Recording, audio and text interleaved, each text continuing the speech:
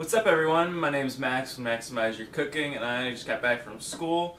I want to show you how to make a quesadilla. I'm pretty hungry for one and I have some Mexican chicken that I made from a little bit ago that I think is going to go perfect in there, but it doesn't matter if you have the chicken or not. If you want, you can make some chicken, but basically I'm going to show you how to make quesadilla a little bit better than just your cheese in a microwave type of quesadilla. I'm going to put it on a pan and kind of sear it up and put a few things in there and some nice topping options that you might like to put on your quesadilla. Okay, I got all my ingredients out, but before I start making it all together, I'm just going to turn on my heat. I'm going to put it right at medium with a large pan that can accommodate the size of tortilla you're going to be using. Alright, so I got my ingredients prepared. Here's my chicken. It's a good thing, and I'll make a video one day about how to make that, but I also got some corn salsa, but you know, any salsa you like can go right in there. Some pico de gallo. I like corn salsa particularly. But first thing you gotta do, got the large tortilla here. Just layer a little bit of cheese, only do it on half of the tortilla, just to kind of make a base. And then we're gonna put the ingredients on, and then after we put those on, we'll top it off with some more cheese. So get it all around to the edges too. You want every bite to have a little bit of cheese in there. Alright, that's good. And I heated this up a little bit, but quesadilla is going to go on the pan. You don't really need to do that. And just spread it out so that it's not super overpowering. And you could do this with any type of chicken you like. Doesn't really matter. This is just a little thing I'm going to do.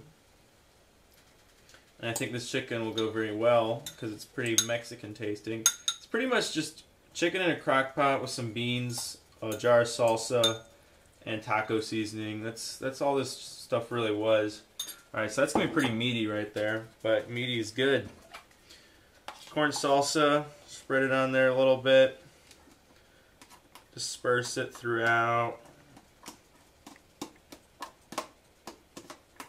That's looking good for me. And now top it off with some cheese. And this is the part where I put a little extra cheese on. I like to put more on top so it gets nice and sealed than I do on the bottom.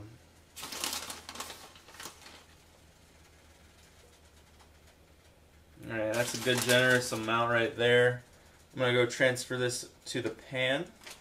Okay, so I'm over here back at my pan now, and I'm actually going to turn it down because it feels a little bit hot.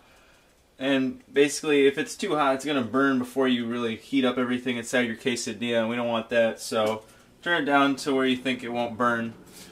You can use butter or whatever you like, but man, I'm going to just put on some cooking spray because it's a little easier and not quite as much fat goes in there. I mean, we already got a lot of cheese, right?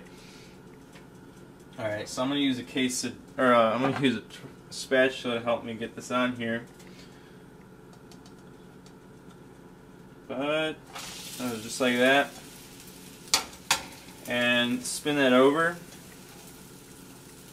because you don't want it to get this side all burnt up before it even starts heating the quesadilla. You want to keep that over so that when you flip it, then this will start to brown, and then it can put the heat into the quesadilla and it'll be all nice and oozy goozy cheese. But yeah, I'm gonna put that on there for a couple minutes, maybe 3 minutes. I'm going to keep a good eye on it though, make sure that there's nothing burning underneath. It should be fine within the first 30 seconds unless you went ham with your heat. Nearing about 4 minutes on the first side here. I'm going to peek in here and see how it looks. Hey, that looks like it's pretty good to flip. This might be a little bit tricky depending on how gravity pulls down with your spatula on the quesadilla. We're going to have to flip it. It should be rigid enough underneath so that it won't just like flop right down. Let's give it a go.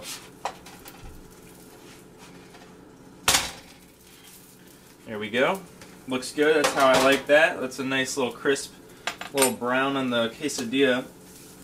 I'm going to put this on here for another 3 minutes or so.